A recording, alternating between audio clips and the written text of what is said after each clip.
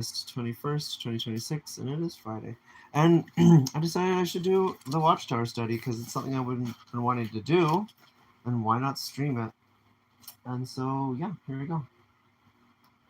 How to maintain Christian friendships. Theme text. Clothe yourselves with the tender affections of compassion, kindness, humility, mildness, and patience. Colossians 3:12. Song 90.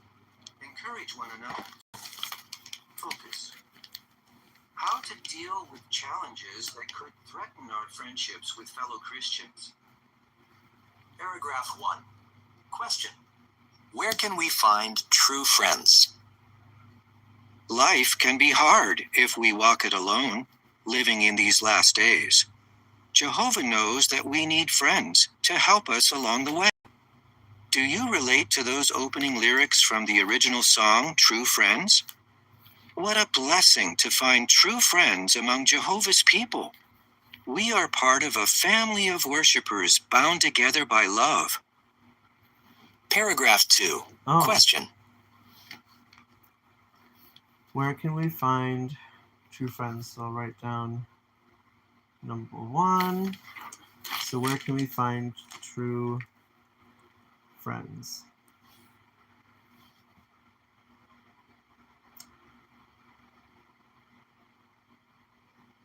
So I guess the short answer is among Jehovah's people.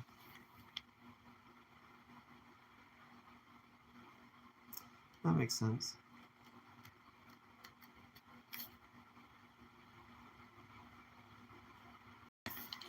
I think I'll put number 2 beside it. Normally I go linear or whatever down, but yeah.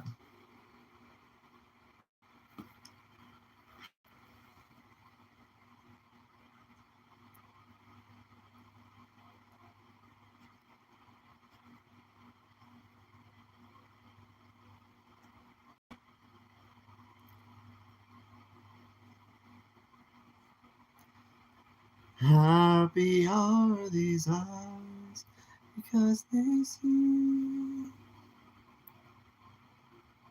Okay. Hello, Sohrab Sargani. Hello. And hello name I don't have translated, and it seems to be some sort of Arabic. Okay. So, question 2. Moving on to question 2. Paragraph 2. Question. What sort of friendships do we seek to develop with fellow Christians? The friendships we seek to cultivate with our brothers and sisters are not casual or superficial. Rather, they are meaningful and deep. We are part of a family of worshipers who love Jehovah and Jesus, and this love unites us. But such Christian friendships do not just happen. They require effort. And like any friendship between imperfect people, these friendships can have their challenges. Okay, so question 2. What sorts of friendships do we seek to develop with fellow Christians? I'm not Iranian, that's true. Yeah. Okay, so question is, what sort of friendships do we seek to develop with fellow Christians? I guess the short answers are meaningful. So short answer is meaningful and deep.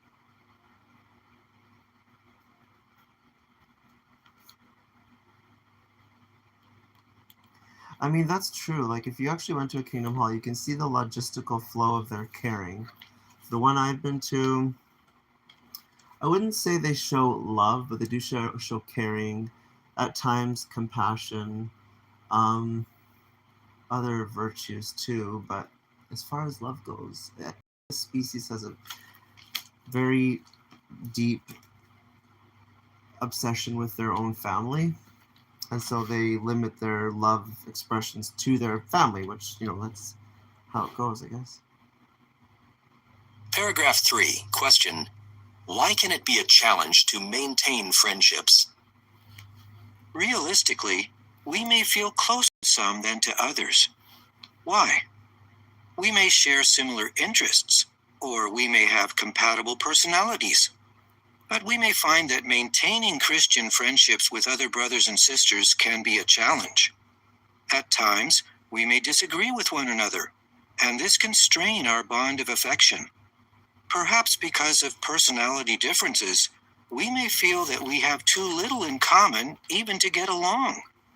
And sometimes our relationships can come under pressure when our fellow believers are seriously ill or are suffering emotionally. In this article, we will consider how Jesus' example can help us to maintain friendships when we face challenges.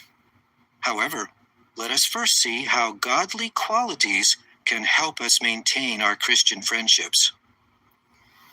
Okay, so that's question 3. Why can it be challenging to maintain friendships? Perhaps. I'll just put the short answer. Perhaps personality differences.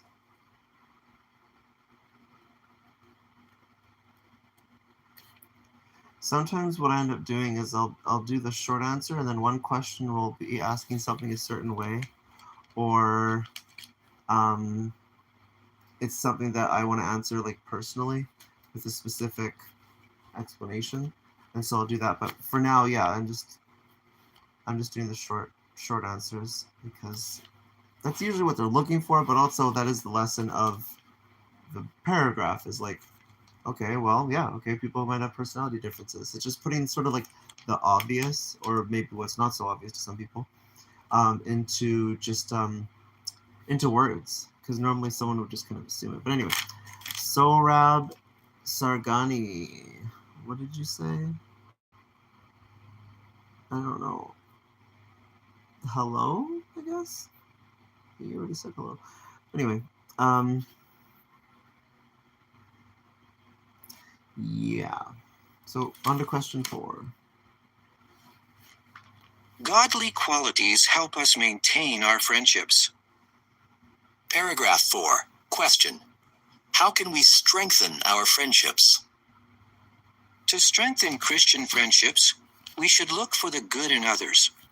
Spending time with our brothers and sisters can remind us of their fine qualities. The Apostle Paul had a desire to be with his brothers and sisters. He wrote to the Thessalonians, "We made every effort to see you in person." 1 Thessalonians 2:17. Many find that there is nothing quite like having face-to-face conversations to make their friendships stronger. We have many opportunities to do that as we share in the ministry and attend meetings, assemblies, and conventions together. But we may find that simply associating with one another does not prevent problems that could threaten our friendships. Paragraph 5. Problem. So paragraph 5. So I've put for a short answer, we can look for the good in others and spend time with them to answer the question, how can we strengthen our friendship? Yay. That could threaten our friendships. Paragraph 5. Question. What can help us to preserve a friendship that is threatened? Illustrate. Ooh. Godly qualities can help us to preserve a friendship that is threatened. Colossians 3:12 reads, Accordingly, as God's chosen ones, holy and loved, clothe yourselves with the tender affections of compassion, kindness, humility, mildness, and patience. When we cultivate humility, patience, kindness, and compassion, we can overcome the challenges to maintaining friendships. To illustrate, just as oil will keep a car's engine running smoothly, godly qualities will reduce any friction in our relationships. Let us now consider 3 challenges to our relationships with fellow believers. As we do, we will discuss how our imitating Jesus' humility, patience, kindness, and compassion will enable us to continue to be true friends to others. Okay, so this is what I'm talking about, that I get to be specific. Hi, Naomi Hutchinson. Each one. HI1XP. I like this one so much. I'm so excited. This is one I want to spend time with because there is an excellent metaphor here. Okay. Yeah. Okay. So first, I want to show Colossians 3:12. Let's see here. Oh, slow loading. So I guess I'll close it and then open it again.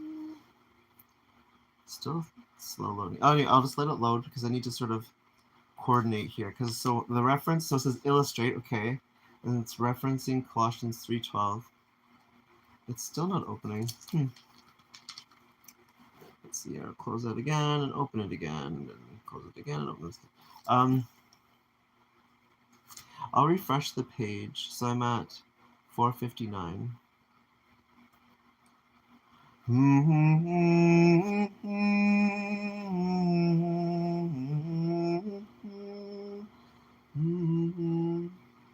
How to make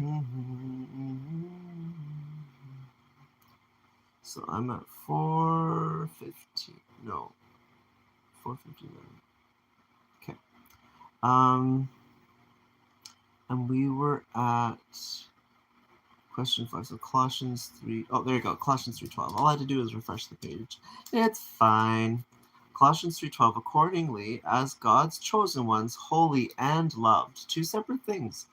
I'm not as big reader, and so to me, like, holy and loved, okay, just words to go by. Okay, accordingly as God's chosen ones, just like words, comprehension, but to actually think about what that really means, holy. That one has like I have a grip on that one. I have an understanding of like a vague understanding, like in nature, like a tree can be holy in the sense that it provides oxygen and life-supporting air, like so, like yeah. So anyway, so it would be like treated delicately.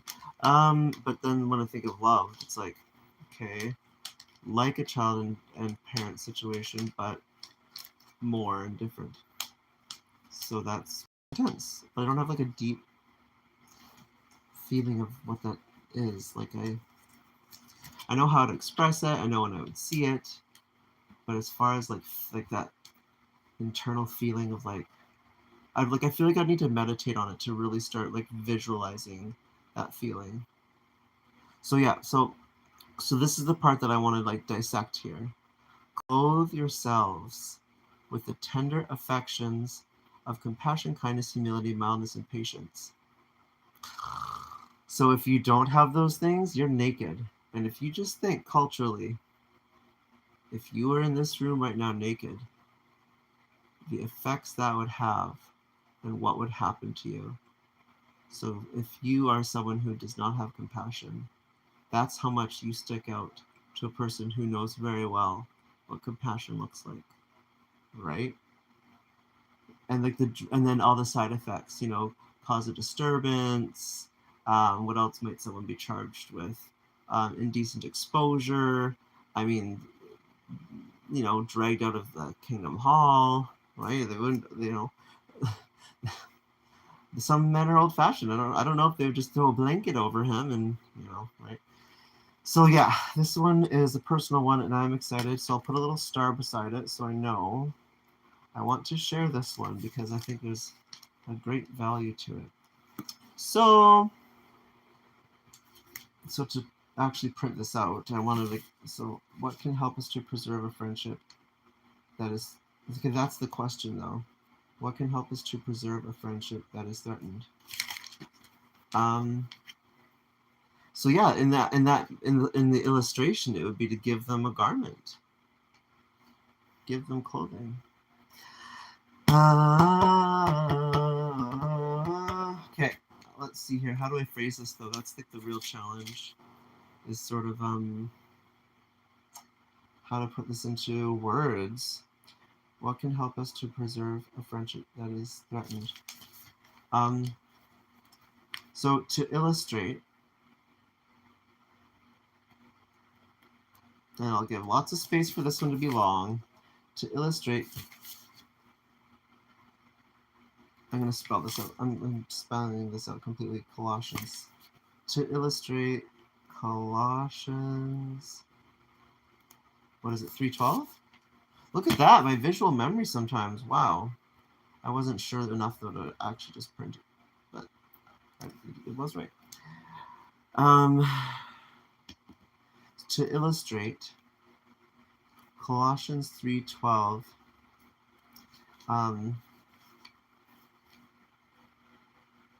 states. Oh, I'm so excited. Okay, I have to do this nice and slow. To illustrate Colossians 3:12 states,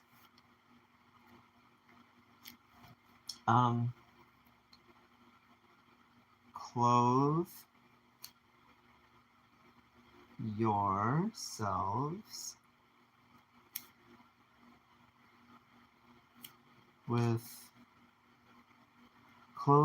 yourselves with the tender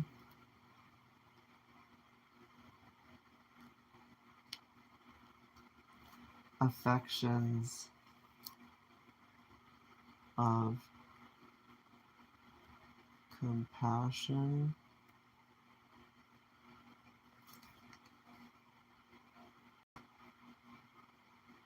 kindness,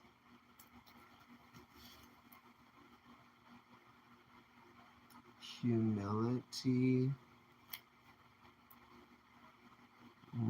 mildness, and patience. So to illustrate, Colossians 3:12 states, clothe yourselves with the tender affections of compassion, kindness, humility, mildness, and patience.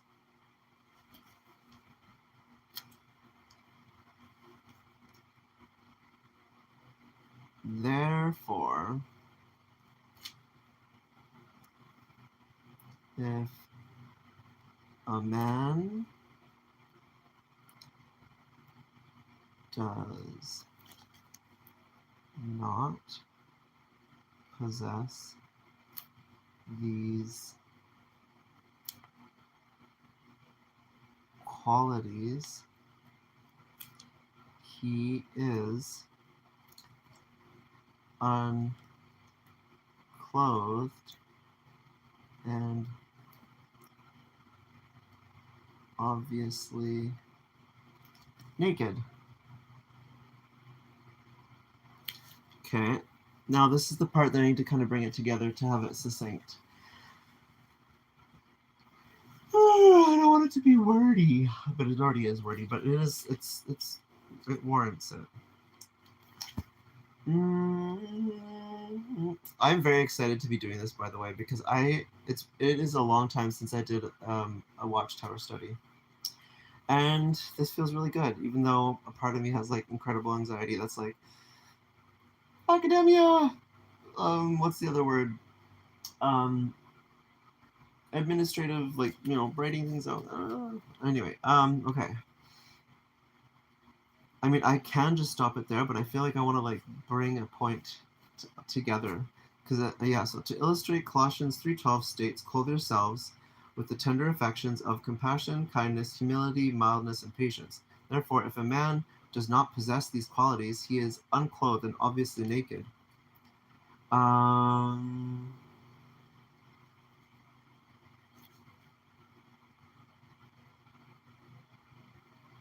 Maybe with a question, like, can you imagine how it would be? Can you imagine how a person would feel seeing someone who is, I don't want to phrase it in a weird way. Can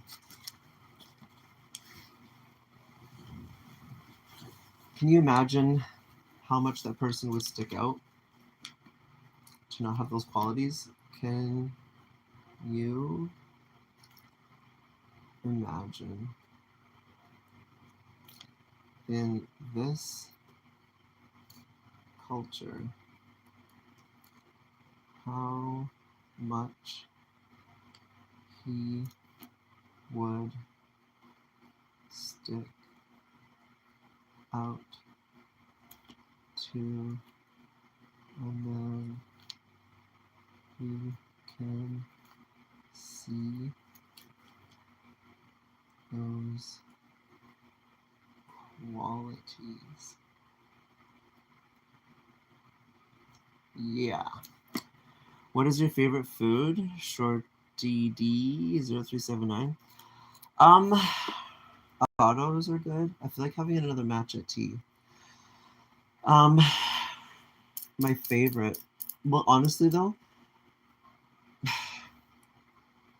one of my favorites, like a really good snack, is like red bell peppers sliced up into like nice big chunks. Like you can, so then have avocado with like chili powder, apple cider vinegar, some oil, like either avocado oil or grapeseed oil or whatever, and yeah, dipping that red bell pepper in that. Oh, it's so good. I'm looking right now, right across the room from me, at 4 avocados, and I'm like, are they ripe yet? They'd probably be ripe.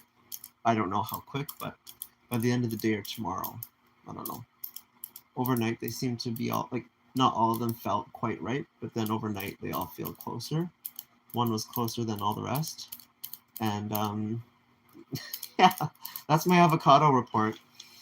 Okay, so this is my answer for question 5. Please tell me what you think. So the question is, what can help us to preserve a friendship that is threatened? Illustrate. Oh. Oh. Um, okay, I have to answer the question more.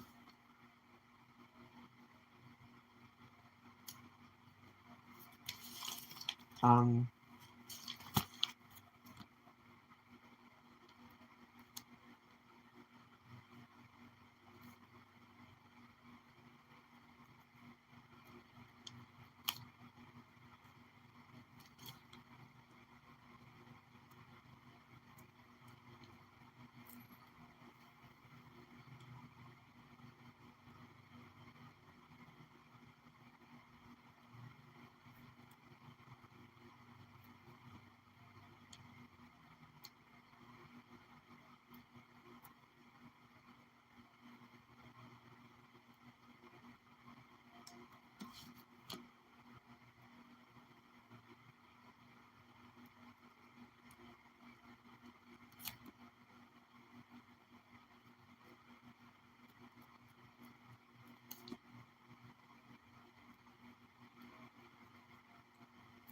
okay, I want to time this, so I'll start at minute 24. You eat bell peppers with honey? So the question, okay, I'll try to do this by minute 24, because that's when I want to start reading the answer. What can help us to preserve a friendship that is threatened? And it says illustrate. And then it says Colossians 3:12. And Colossians 3:12 states, accordingly, as God's chosen ones, holy and loved, clothe yourselves with the tender affections of compassion, kindness, humility, mildness, and patience. So my answer, in about 10 seconds or less, is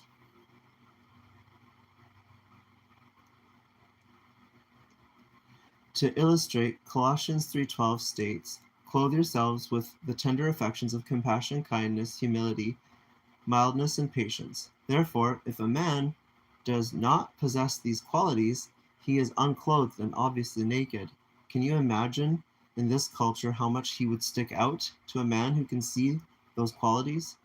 It would preserve the friendship to show him the tender affections by giving him a metaphorical garment. So that was 30 seconds. That's a long comment.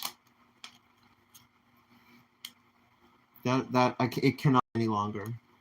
It doesn't really need to be any longer, but if I can shorten it up. I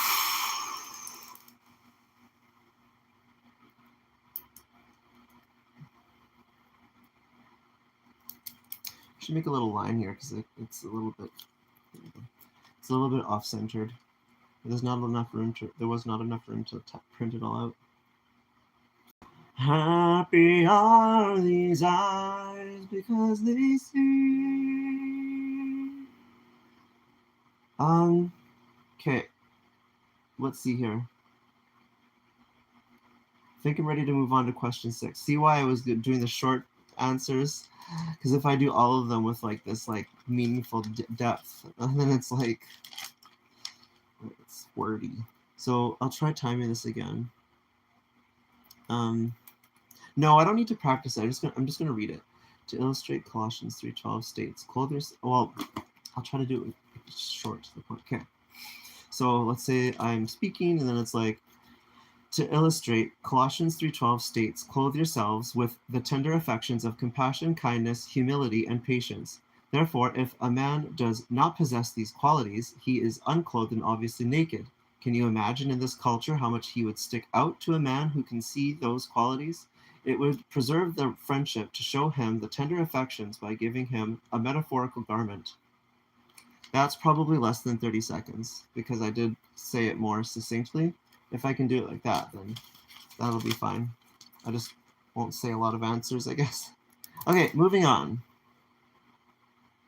Be true friends to others. When you disagree. Paragraph 6. Question. How can disagreements threaten friendships? Why is it a challenge? When disagreements arise, each person may be convinced that his viewpoint is correct.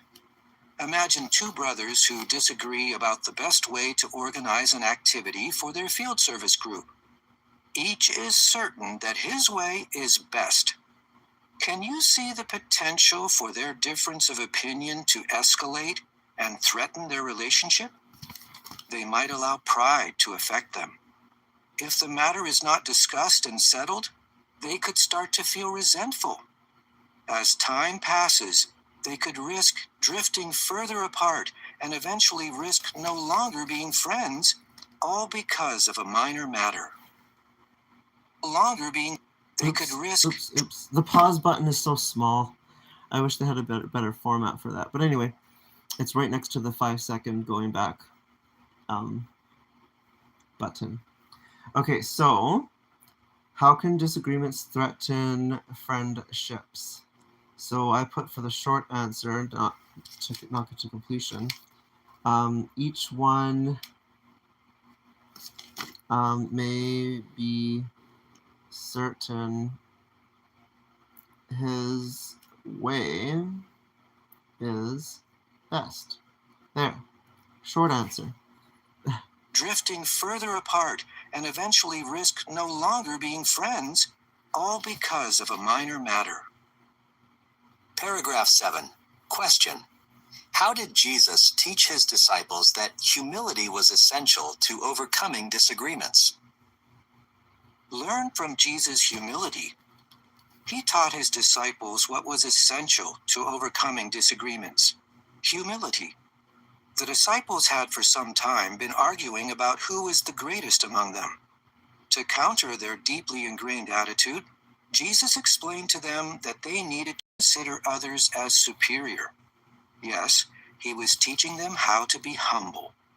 Even on the night before his death, Jesus set the pattern for them by humbly doing the job of a servant, washing their feet.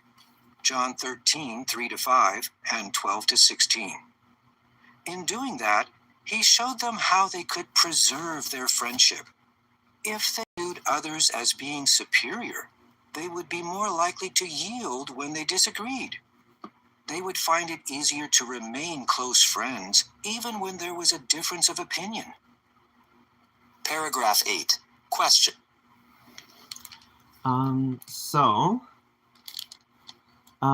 He told them they need to consider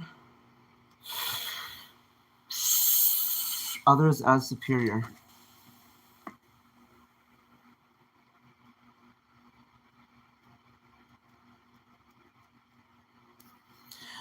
Oh, Shorty D, you would have patience and love, but if you have to do something to preserve my friendship that is threatened, they weren't my friend to begin with. I won't fight, beg, or argue to keep a friend. Yeah, I don't think that's what this is saying, but that makes sense to not fight, beg, or argue. I guess the point is like to speak to them with the presumption they're mature and open-minded enough to hear what you have to say, and if they are a good friend, they'll value that and go, oh, okay, well, I need some time to think about this, or but yeah, maybe they weren't a friend the whole time. That's definitely a possibility. That's true. Hmm. Okay, 8. Hmm.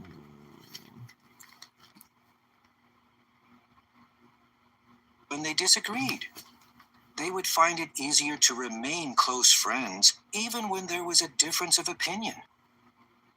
Paragraph 8. Question. How can humility help you to maintain Christian friendships when disagreements occur? How can you maintain your friendships?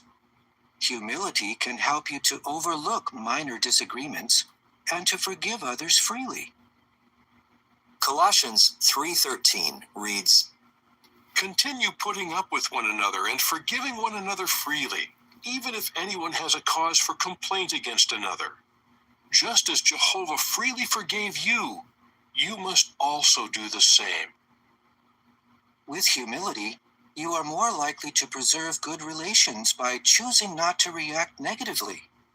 Even if unkind words have been said, remember that we all say things that we later regret.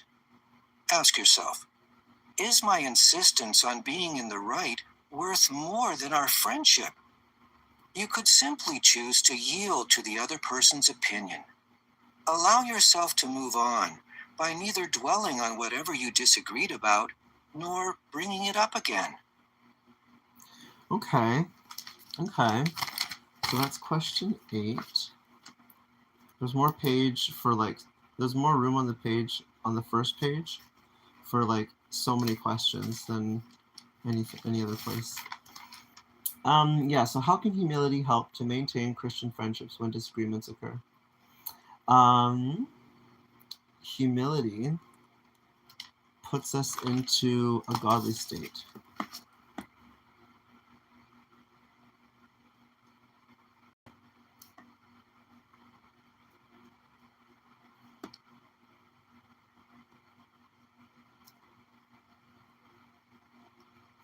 And then I'll use a Bible reference here for that.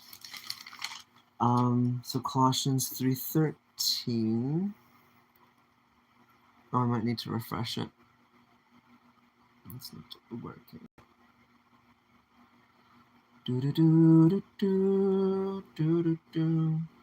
So I'm at 8:14.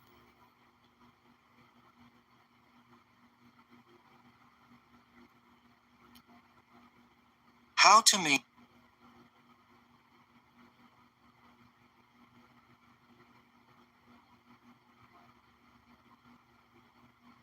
Okay, let's see here. This is question 9 or 8. Yeah, 8. Okay. How can humility? So I'm trying to get to 3:13 here. Continue putting up. So tolerating. So continue putting up with one another and forgiving one another freely, even if anyone has cause for complaint against another, just as Jehovah freely forgave you. So humility puts us in a godly state, as how Jehovah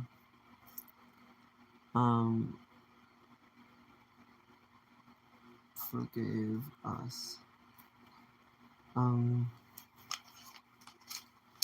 I feel like I want to mention tolerance because it does say putting up with one another, but it does say how can humility.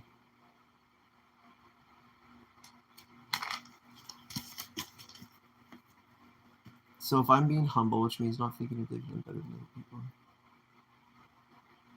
So humility supports tolerance. I don't know if I'd actually say that though. Humility supports tolerance. And that is sort of what they're saying, though, right? Saying continue putting up with one another and forgiving one another freely. So that is what it's saying. It's saying tolerate people and forgive.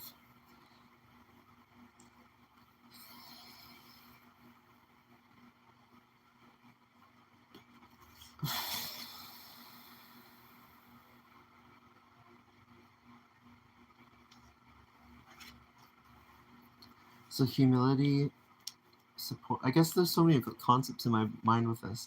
Humility supports tolerance and forgiveness. Because tolerance and forgiveness supports humility, right? So tolerance is like,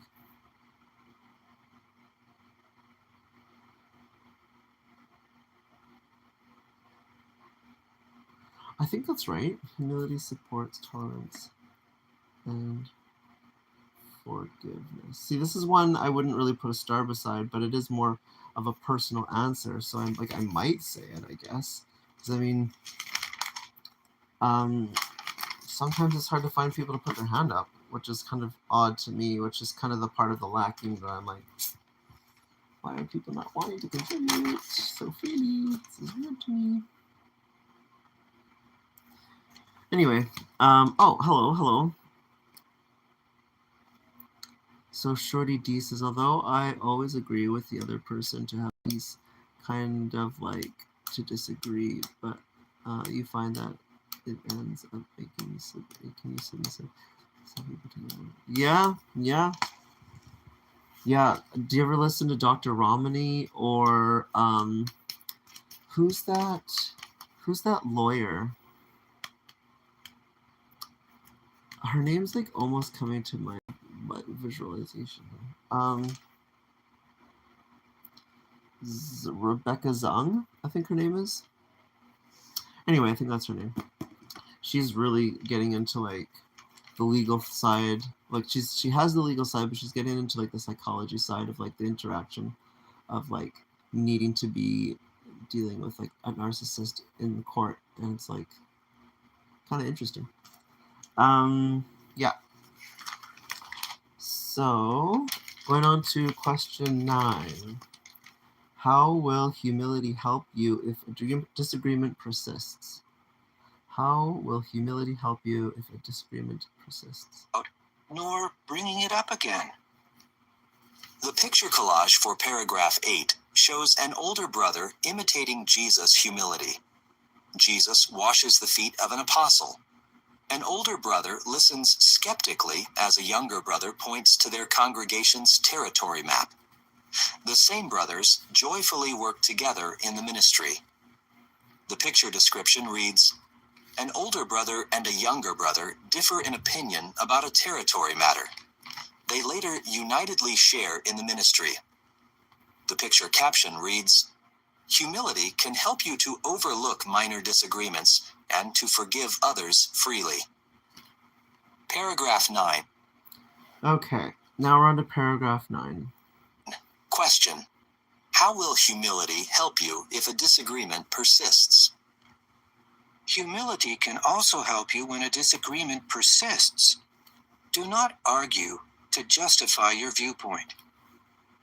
Proverbs 17:9 reads, whoever forgives a transgression seeks love, but the one who keeps harping on a matter separates close friends. You do well to set the goal of keeping your friend. Many have succeeded by kindly approaching the other person to settle the problem.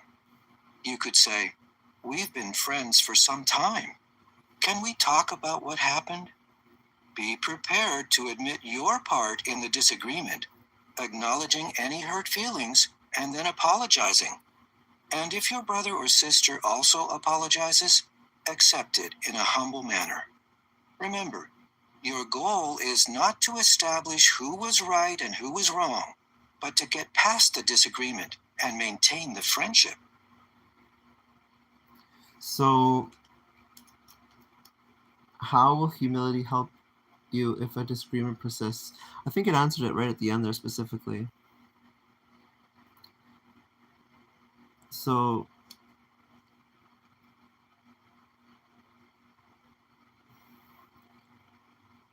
how so humility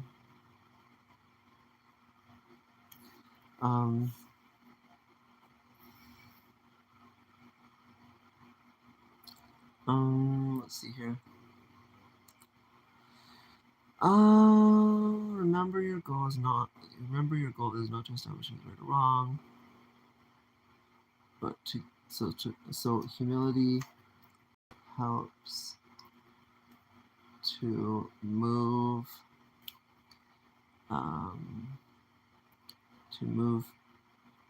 past the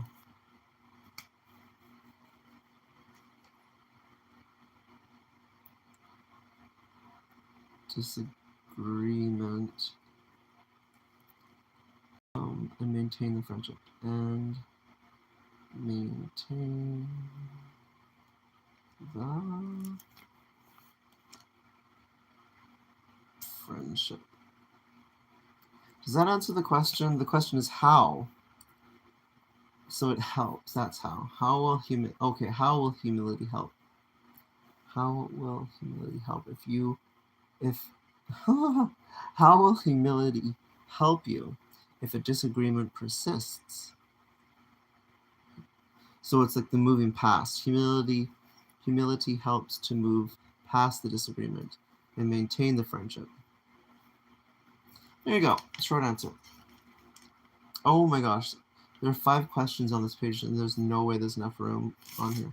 So anyway, I guess I'll put question 10 down here for starters. And move on to question 10.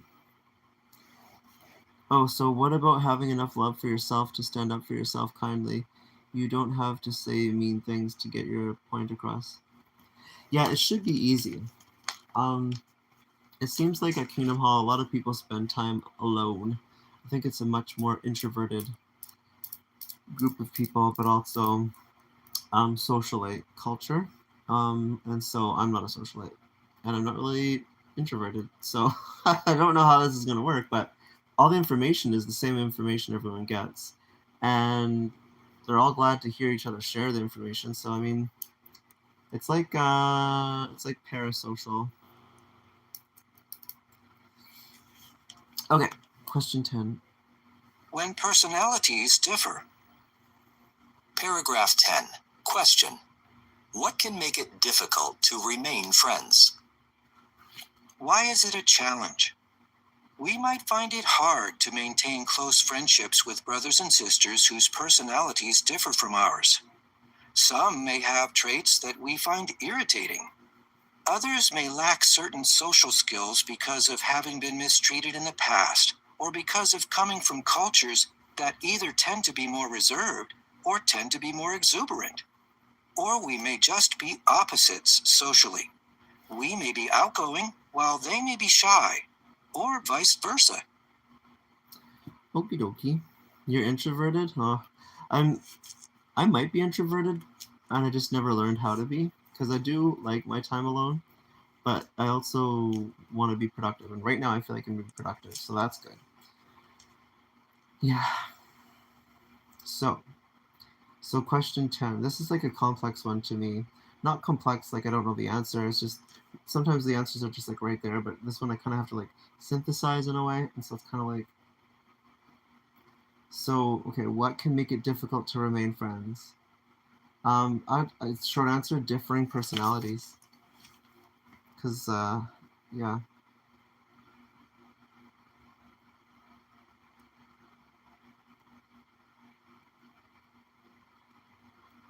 Okay. Now I have room to do question 11 on the same side. Paragraph 11. Question. How was Jesus able to maintain his friendships with those whose personalities differed from his? Learn from Jesus' patience. He maintained Different friends and hobbies they are into that maybe not the line is not benefit least the most. Yeah, that's true. That's very true. I agree. Okay, wait. Where was I? So, Maintained friendships with those whose personalities differed from his. For example, the apostles James and John showed an ambitious spirit when they asked for prominent positions in the kingdom. In contrast, Jesus had humbly left behind his elevated heavenly position and privileges to come to earth. Think of how different their attitudes were. Still, Jesus was patient with James and John and with others. yes, he was. And yes, he is. Okay, so how was Jesus able to maintain his friendships with those whose personalities differed from his?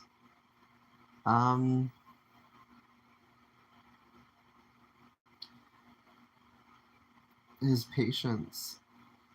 So patience. How was Jesus able to maintain his friendships with those? Yeah, short answer is patience.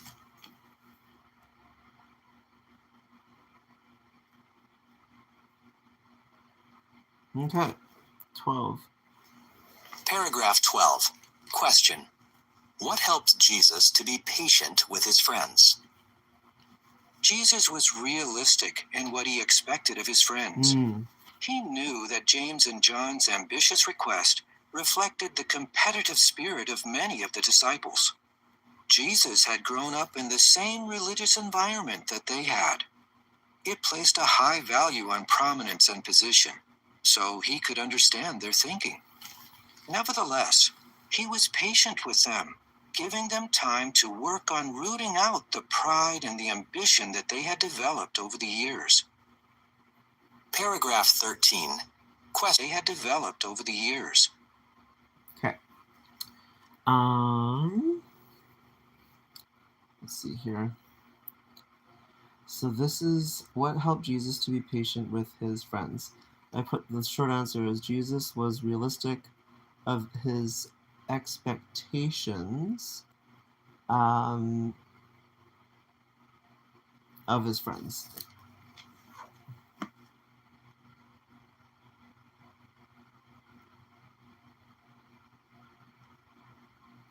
There's so much I need to learn. It's so crazy. I can just tell already. Paragraph 13. Question. How will patience help us to keep our friends? How can you maintain your friendships? Continue to cultivate patience by doing your best to tolerate traits in others that irritate you. All of us have our own characteristics, many of which are not flaws, but simply features of who we are. So we certainly appreciate it when others put up with us. Ephesians 4:2 reads, With all humility and mildness, with patience, putting up with one another in love. It is also important for us to be realistic by making allowances for others. On the one hand, consider the effort it takes for someone who is quiet and shy to associate with and converse with others.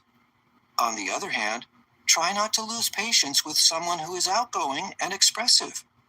We cannot expect to be best friends with everyone, but we need to keep in mind that even Christians with very different personalities can work well together.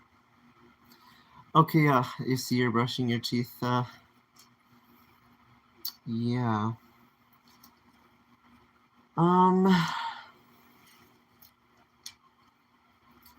So how will patience help us to keep our friends?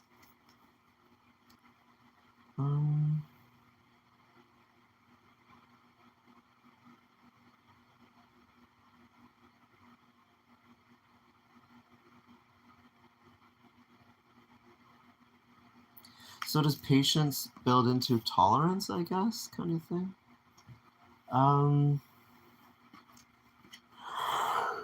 Oh, I still did not go for a walk. don't know if I should go for a walk outside or on my elliptical. I mean, I should do both, really.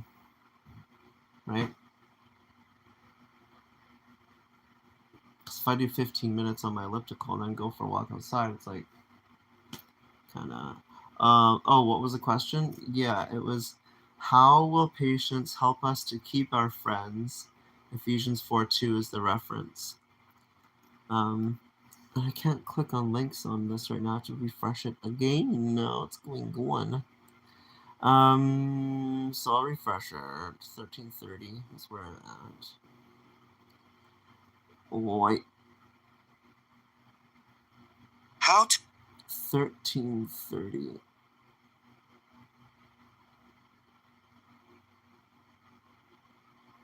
I wish their buttons were not microscopic.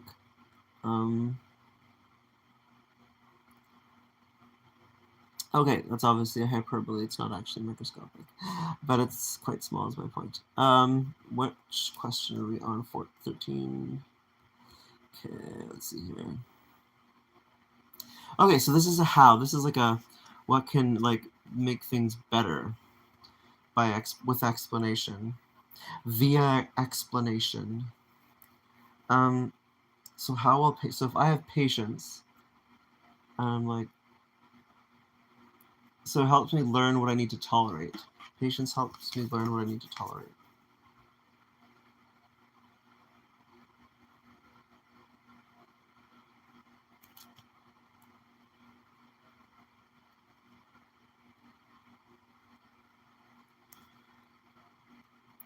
I don't think it starts off with tolerance. I think if you're patient, like, okay, this thing's annoying me. Okay. And what should I do about it? It's like, that's where the tolerance kicks in. It's like, if a person's not patient, they can't really be tolerant, can they? Is that true? I guess that's kind of true. Can a person can't be tolerant if they're not patient? Whoa, my brain's going crazy. Is that true? Can a person... Anyway, that's the short answer is patience helps me learn what to tolerate. And see, like, to me, that's kind of a good one, so I guess I'll put a star beside it. And, yeah. Okay, so then there's only question 14. I think I'll put that on the same page because I have more than enough space now. It's like optimized. Woo! On what will our patience help us to focus? very different personalities can work well together. Paragraph 14. Question. On what will our patience help us to focus? Patience will help us. What will our together? You're not really sure about that one unless you're willing to accept their personality or faults. Well, there's also like sort of managing time, right? Like, let's say there's a friend who likes to hang out with a group of people, but you want to hang out with that friend and not the group of people. So if you talk to the friend and say, hey, you know, it'd be nice if we watched a show together. Or if you know, make dinner together. You know, if you like, if that friend has time to make time for you individually, then that's where that window is. Maybe you don't get to see them as much as you want to because they also are with other people and you don't want to be around those other people. And it's not, I guess, anyway. And so then, yeah, if you don't want to be around them, then that's what you have to do. But that's one of the options. I don't know. What do you think, Shorty? Shorty D?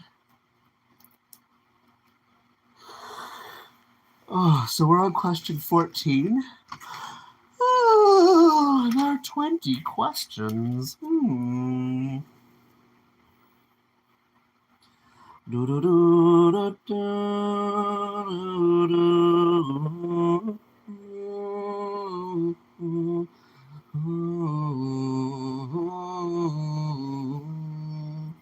I have to check something, but I can't check it right now, so I'll do it later if I remember. It's about my scheduling and scheduling things for Thursdays. Okay. Anyway, on what will our patience help us to focus? Paragraph 14. Question. On what will our patience help us to focus? Patience will help us to focus on the good qualities of our brothers and sisters. When we do this, we are less likely to see our different personalities as a barrier to friendship. For example, James and John selfishly desired prominence, yet their attitude showed that the kingdom was real to them. Jesus noticed and appreciated their faith. When we look for the good in our friends, we are imitating Jesus as well as his Father Jehovah. Paragraph 15. Question. Woo! Family of worshipers shucks. bound together by love. Okay, now, I don't know how that, I clicked the scroll bar, see, this is the thing, human error, jw.org needs to look at their cell phone version of their website and make sure it's adjustable for people's human fingers. Anyway, it's just, maybe it's just the way my screen's set up too, it might be my parameters, but I think if their default was a little spaced out or something, that would be helpful. So our patients can help us focus on their I'm going to put virtuous instead of good qualities. So focus on their virtuous qualities. I say virtuous because, and it's kind of complicated, but not really. Oh, you have a friend like that, and she drinks, but you don't. She goes to the pub, but you don't. So we schedule in to watch our favorite show together, but you're okay with that. Oh, that's nice. Yeah, drinking's kind of crazy. Okay, let's see here. Yeah, the reason why I put virtues and not good is, okay, I don't know the Greek version, I don't know the original version, I know the original truth. But from the copies I've seen of the Bible, it says there's the knowledge that Adam and Eve ate from the tree of knowledge of good and evil. So to say that Adam suddenly had the knowledge of evil where he did not before, I don't know how to phrase this structurally. The logistic is just too hard on my head. So basically, if he learned the evil new, he learned the good new, which is to say that, which is to me, it suggests like he knew love and like other and virtues. Like love is a virtue. He knew virtues, but he didn't know good. Like in the sense of like, oh look, I'm wearing this like, I don't know, this brand name something. This brand name is so good. That doesn't mean it's love. It just means it's like a popular brand. There may be qualities that are really great about it that actually are showing a sort of virtue of caring or something. But Mason Quint 1. Hello. I think you've been here before. Pretty sure. Did you come here before? Yeah. So to me, yeah, I would say they're virtuous qualities because it's not really their good qualities. Like, oh, they have a good job in the sense of like, I get what I want. It's like, well, is that good? I mean, maybe, but is it love? Like, are these things that should be coming your way? And is it unfair to other people? Like, can they? I don't know. There's just sort of a dynamic thing there. Oh, okay. Hey, yeah, let me see. So 14, our patients can, so yeah, we can move on to 15 now. 20 more questions, not 20 more questions, 5 more questions. But there are 20 questions, okay. Now I have to go back to wherever I was because I already forget. Oh wait, I can just click on this thing, that's kind of convenient. I can go to 15 and then just start it there. Paragraph 15, question. Where can we turn for help to maintain our friendships with those whose personalities differ from ours? Most important of all, we can pray for Jehovah's help to maintain our friendships with those whose personalities differ from ours. Try anticipating potentially difficult situations and pray in advance to remain calm. Remember that Jehovah, as our Creator, understands that we are all unique individuals. So when you pray, be confident that Jehovah knows what you need in order to continue enduring. And when you feel that your patience is being tested, Ask Jehovah for Holy Spirit to help you control how you react. When So, yeah. Holy Spirit to feel that your patience is being tested. Ask Jehovah for Holy Spirit to help you control how you react. Okay, so I put the short answer. So the question is, what challenges... No, the question is, where can we turn for help to maintain our friendships with those whose personalities differ from ours? So we can turn to Jehovah with prayer. Yay! That's what I need to do. You need to go eat, but you'll make sure to watch your next live. Okay. I don't know when I'll be streaming, but yeah, you're welcome to do that for sure. Thanks for stopping by. Have a good snack or meal, whatever you got going on. 16. Here we go.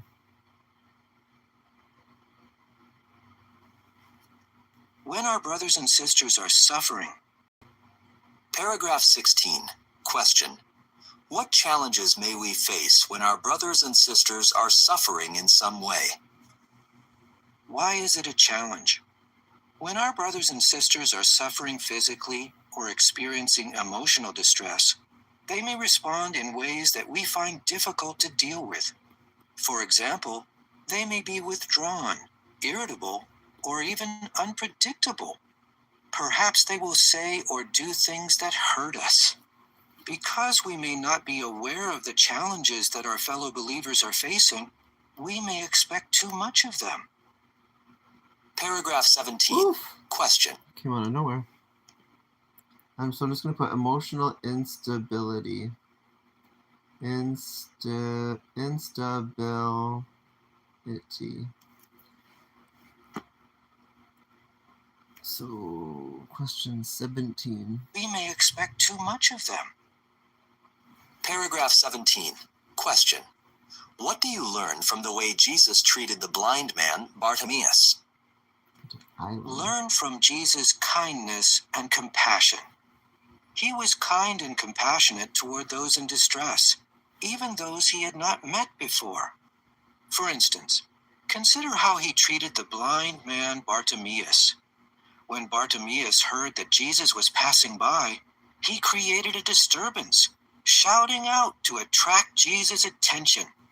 Some in the crowd told Bartimaeus to keep quiet, but he desperately wanted to be healed by Jesus, so he kept shouting even more. Did some in the crowd find this behavior difficult to deal with?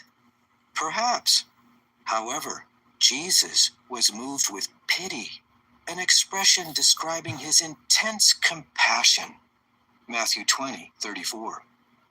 He spoke to Bartimaeus kindly, acknowledging his faith, and Jesus miraculously restored his sight.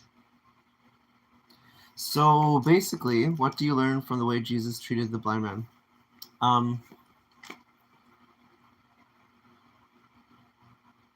Because Jesus displayed Jehovah's perfect character. I guess I should put I can see Jehovah knows when others do not. Because, yeah, so they're saying Jesus was like, oh, no, he needs help. And other people were like, oh, this crazy guy's going against our cultural norms. And then Jesus was like, I'm going to help him. So.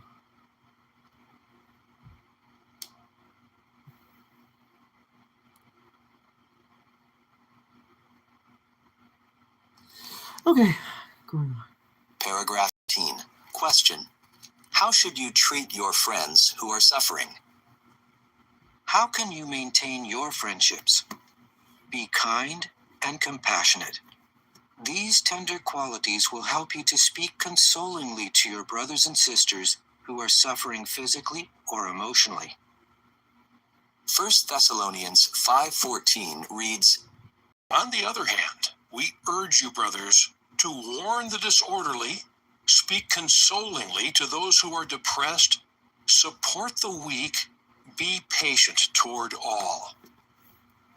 Remember that a true friend is ready to help, especially during times of distress.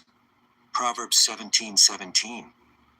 Such a friend not only sympathizes with those who are suffering, but also does all he can to provide emotional support, words of encouragement, and practical help. Paragraph 19.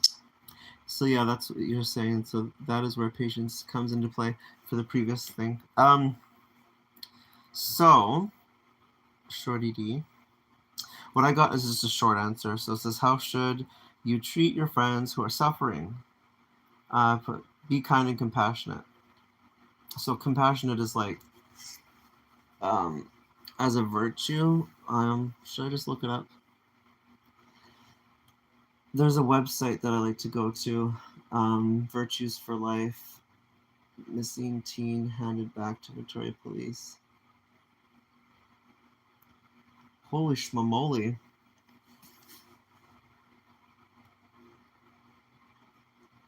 They're going to expect a lot of reward for that. Okay. I just wish she didn't have to go missing in the first place to have the reward. Okay, so let's see here. I'm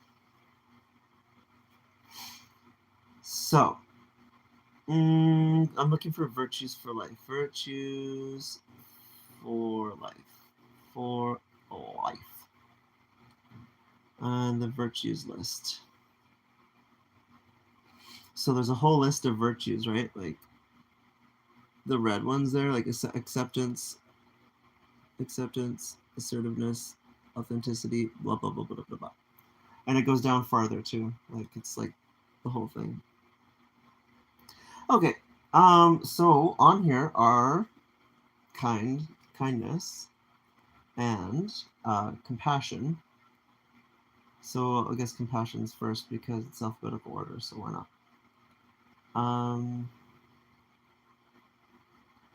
Sympathetic consciousness. So in your brain, you have like a sympathy. So you're like, oh, that must be hard. Of others' distress, together with a desire to alleviate it. So maybe someone doesn't need the perfect solution, but maybe they need a glass of water or a tissue, or they need someone to just listen to them, or go for, like, there's something that you can provide. It's something you need to do. Compassion is a desire to alleviate it. Okay, and then kindness. The quality or state of being kind, a kind act. So kindness is the action. I feel like I should put the definitions there. I should put like be kind and compassionate. Where kindness is a kind act. I don't want to be too wordy. You know what I mean? Like, I don't know. Yeah. Feel something, provide something. Anyway, so let's move it along. Happy are these eyes. 19. Question. How can we demonstrate kindness and compassion? Oh. What are some practical ways to show kindness and compassion? Of course, you cannot heal a fellow believer's pain, but you can empathize with his circumstances to the best of your ability. Listen as he expresses what he is going through. If appropriate, try to find words that will comfort him.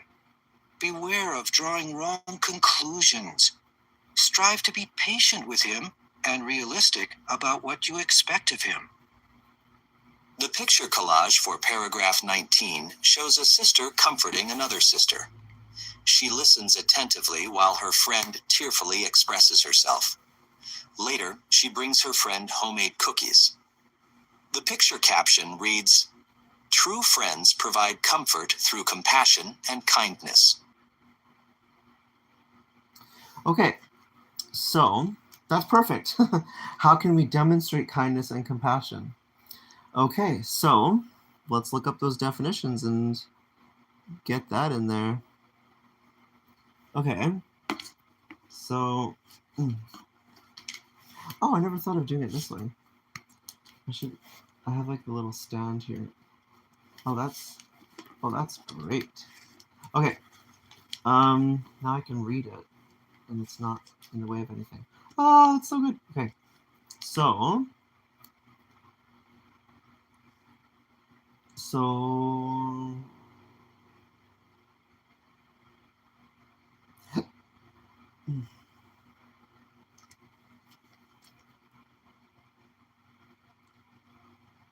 kindness is defined as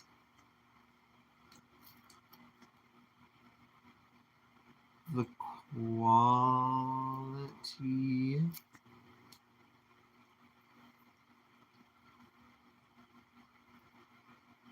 I have to move this up so I don't so I look at the right spot each time. Okay. The quality or state of being kind. And then there's like a semicolon. A kind act. So kindness is defined as the quality or state of being kind, a kind act, and compassion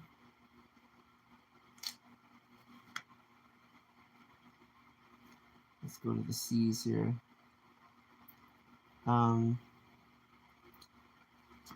compassion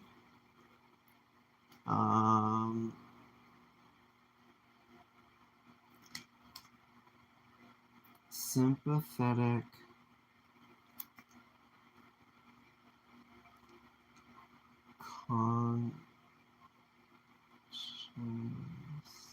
consciousness of others' distress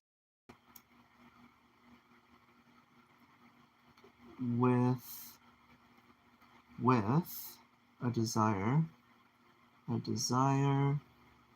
to alleviate. Oh, there are two L's. Okay, alleviate. Alleviate it. Okay, so far, so kindness is defined as the quality or state of being kind, a kind act, and compassion, sympathetic consciousness of others' distress with a desire to alleviate it. So back to the question.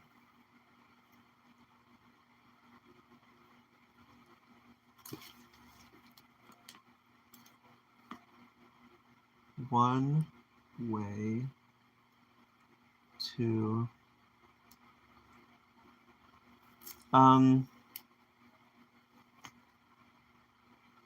demonstrate. One way to demonstrate these qualities may be telling. Okay, so 19. Let's see here. What are some practical ways to show kindness? So, okay, so they characterize this as a believer. So our group of friends here is the believers. So one way to demonstrate these qualities may be telling the believer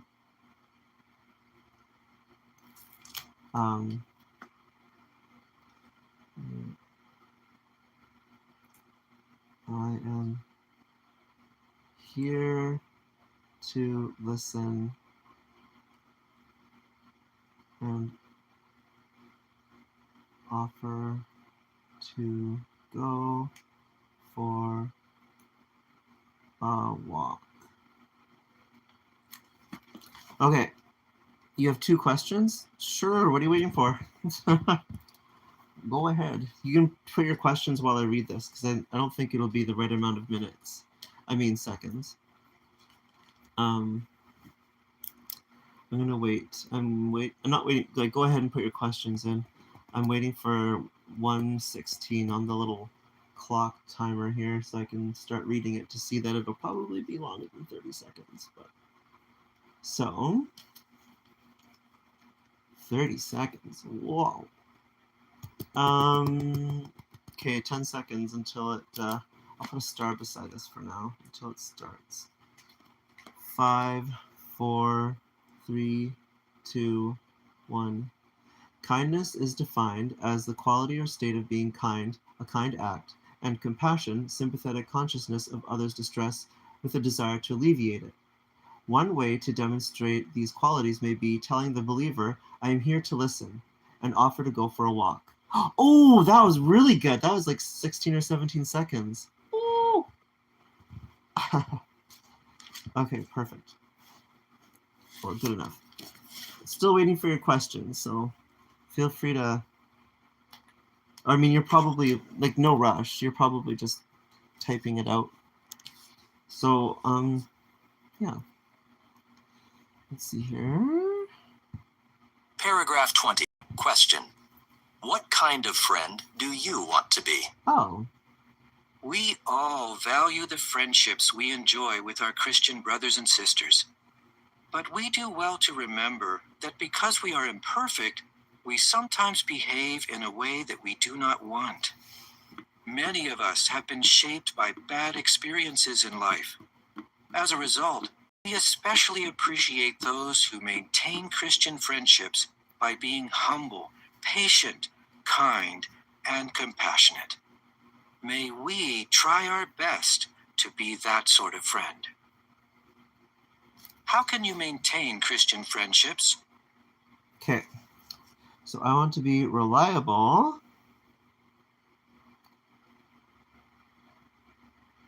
by showing. I can see that there's a movement in the chat. I just can't read the question because I'm looking at the page. I want to be reliable by sharing humility, patience, kindness, and compassion. Woo! If you know a person is a good person, but they tell everyone that they are kind and good, does that make them a not so good person? Because does not like people to boast. Oh, so like maybe they're a hypocrite is what you're saying? Like they're like, oh, people who boast, that's so terrible, and they're like, I'm so amazing. I mean, obviously hypocrisy is not great. It's not showing caring, I guess, right? What? So anyway, if someone's telling the truth, they're telling the truth, right? Like if someone's like, yeah, I raised $500 for cancer research. I raised it all on my own, or I raised 5,000, or I donated $10. I don't know. I mean, I think in Kingdom Hall they don't really want people to make donations. I don't really know because anyway, I won't get into like other people's stuff. But the point is they do have, like any other church, money they're raising to help people. Okay, all this money, but like, how are people not being all helped? Anyway, oh.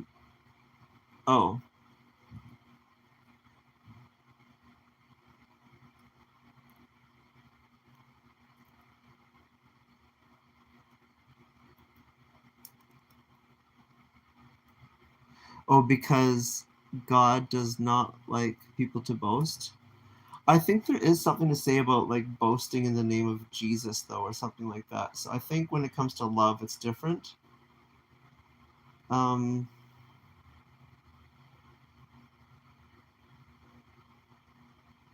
I'll just see if there is something, because then it's like, you know. So the main Bible reference for boasting in the name of the Lord is 1 Corinthians 1:31, which quotes the Old Testament principle found in Jeremiah 9:23-24. So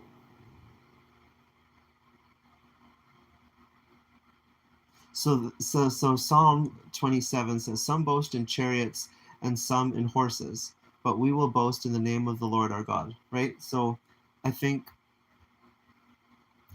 as with like communication cultures, they use the same word for a different meaning. So I don't really think they mean truly boasting in both instances. I think they just mean boasting for effect. Like if someone's talking about God and how awesome he is, they're not really boasting, but it might be the strength of someone who is boasting. But boasting is generally associated with something that's not a really great thing. Like, you know, they said don't have a love for money, right? But if you have love, then it's healthy. So I don't think they really mean love for money. I think they mean don't have a greediness for money. Like that's a, I don't know. Do you know what I mean? It just, yeah. So anyway, so basically, yeah. 1 Corinthians 1:31, so that just as it is written, let him who boasts boast in the Lord. So like let's say a manipulative person with like a drug association. Let's say they work for like someone selling drugs, someone buys like toxic or illegal drugs. There might be this middleman who's like, hey, person who wants to buy drugs, yeah, this person is so great. They have great drugs, blah, blah, blah, blah, blah. I can get someone, I can hook you up with this guy. He's doing like a form of boasting. But what if that same middleman there took his boasting, was like, hey, did you hear that you're going to be saved? Did you hear that we'll be with our loved ones again, and we'll be in a system that's better than we can even imagine? Like, I think that's like, you see the difference there? I think that's kind of what they mean. Gluttony for money. Yeah, that's not great. Yeah, exactly. Yeah.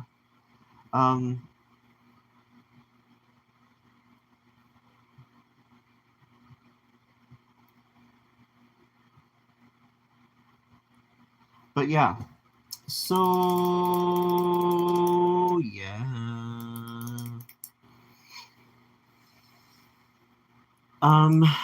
Does that any of that make sense of what I was saying? And you said you have 2 questions. So are you satiated and moving on to the next one, or what's the plan? You're going to type my next question. Okay, great. So now there's just 3 final questions. How can you maintain Christian friendships? This just like summarizes what we covered, and you're just supposed to sort of like basically say what was already said in a point form to kind of like lump it all together real quick. How can you maintain Christian friendships when you disagree about a matter? So, did I learn anything in my brain? Let's see here. When you disagree about a matter, how can you maintain Christian friendships? So strengthen, how can disagreements? So that was question 6.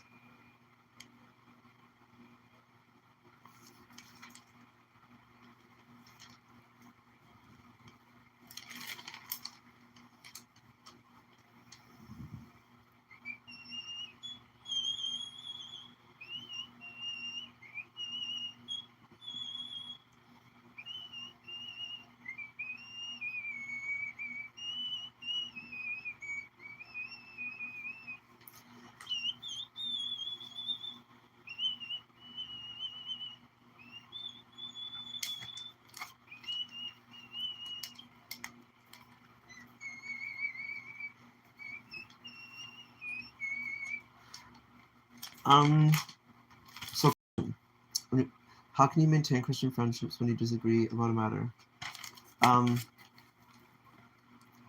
Be patient. How can you maintain Christian friendships when your personalities differ? Pray.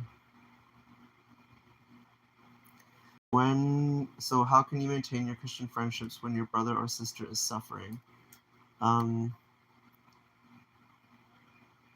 Be kind and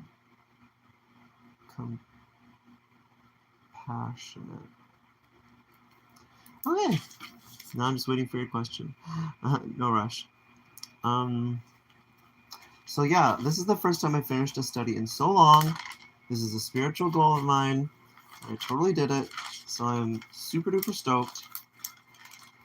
But because of the ADHD, it's not going to last very long. But I'm trying to sit in this feeling of accomplishment. I am trying to. It's just so easy to get back into that. Well, and now it's meaningless and nothing matters, and you did nothing at all.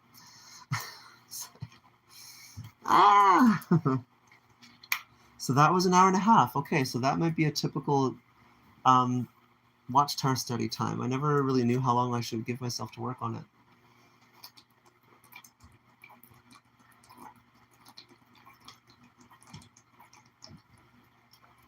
I'm so stoked. Thank you for being here with me. It's nice to actually talk to someone who was like responsive. It's one thing to have it at 0, and it's one thing to have one person watching, but it's totally another thing to have one person watching with comments. Would you try to would I try to sympathize with someone if they needed someone to talk to, but you sympathize with them by sharing the same kind of experience that they're going through? Or would you not say anything? There's so much information about that on YouTube. So much information. Like Rebecca Zung, Dr. Romani, Dr. There are 2 more YouTubers I'm thinking of. There's a British woman and an American woman. And I'm surprised they're not coming up first in my search. Or in my suggested, I mean. Let's see subscriptions. Oh, Alyssa Grenfell has a video out. Nice. So even like Nadine on YouTube, she has some good information. The Evie Effect, she has good information. Okay, here we go. Lisa Billiou, she has lots of good information about that type of topic. Yo, no, that's a narcissistic trait. No, this literally happened to me. Like, I'm saying this to illustrate that I know what you're talking about, but I just remembered. So I was in a location, and this woman said she was having, a bad. Oh, she was feeling dizzy.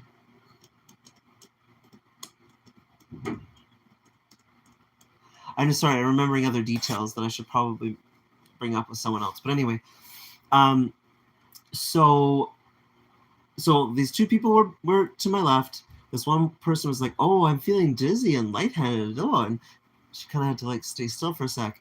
And then this person beside me, in between the other person having the dizziness, she starts saying, "Oh, I had that too." And I'm like, no. We need to be asking the dizzy person questions like, when did it start happening? How long has it been happening? Did it happen before? And how did you address it then if it did happen? And what do you plan to do about it now? Those are the questions to be asking the dizzy person. Not, "Oh yeah, I was dizzy too, and you know what? It happens." It's like, no, I was blown away. I was like, oh! And she's a mom and a grandma. She's supposed to have learned anyway, and I'm not a grandfather. I mean, I shouldn't say father because there's only one father in heaven. I'm not a granddad, and I'm not a dad. And I had like some first aid training, but very minimal. But the point is like, yeah. Okay, let's get back to the people who are experts in that field. So like I was saying, okay, Lisa Billiou, but also there's one man of all this. I wish there was a way to look at who I'm looking for other than using my own brain, because I don't remember his name. Doctor, maybe he's a doctor. You know what? I'll just go through my list a little bit here. And just kind of browse through.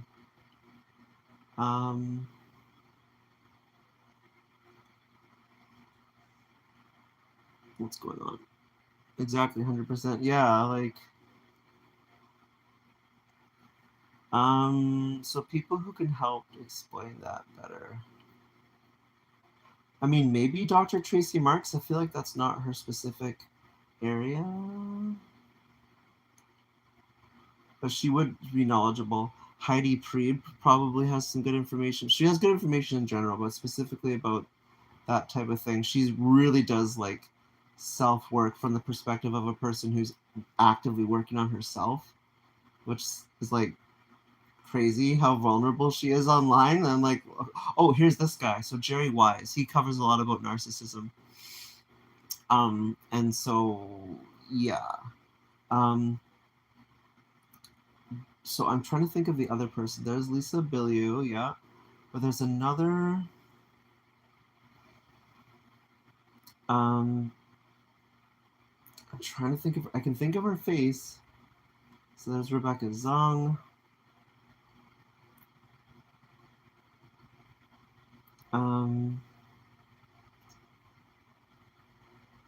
There's the Evie effect. Evie Pompadouros. There's therapy in a nutshell. Oh, I'm already in the W's. Oh, shucks. I passed her. I just skimmed by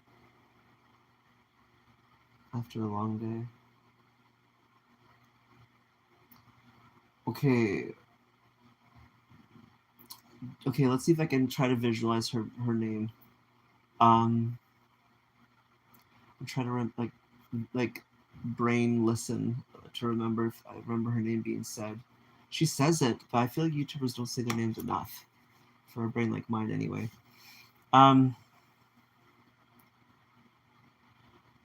Doctor.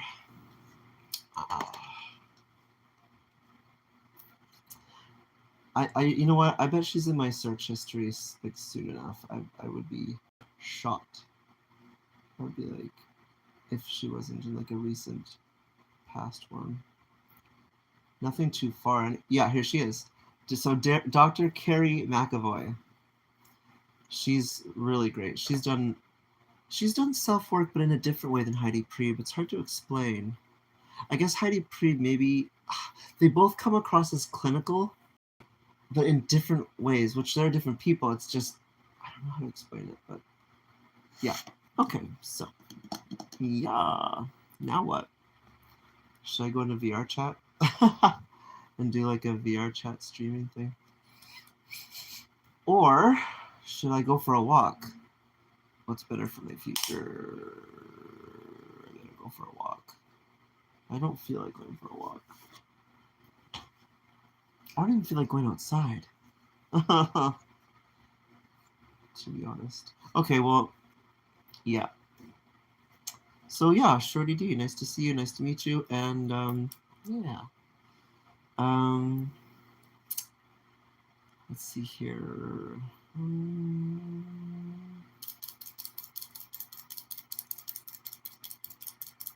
I mean, if I'm doing this, there's so many other things I should be doing too, actually. Like, because I would knit live stream. I would practice ocarina on live stream. So if I'm just making streams today, I'm trying to look for a clock here. It's already 4:30 p.m. though, and I do need to go for a walk. I should stream myself on my elliptical. I used to have a really good setup for that, but now I don't know what I would do. Because I rearranged a little bit. So, yeah. Any thoughts? Any thoughts?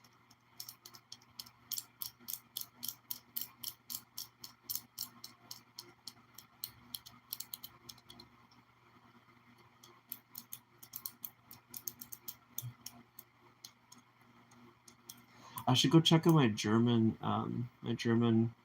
chamomile. I don't know what I'll do next, but I'll be doing a sleep stream probably. So there's that. Yeah, so thank you for liking, commenting, and subscribing. Especially thank you for commenting because it gives me something to work with. So I'll see your comments in the next stream. Thank you for joining. Bye. Oh, I want to put this down here. I don't know what difference that makes if it shows up at a later time, but 3 votes.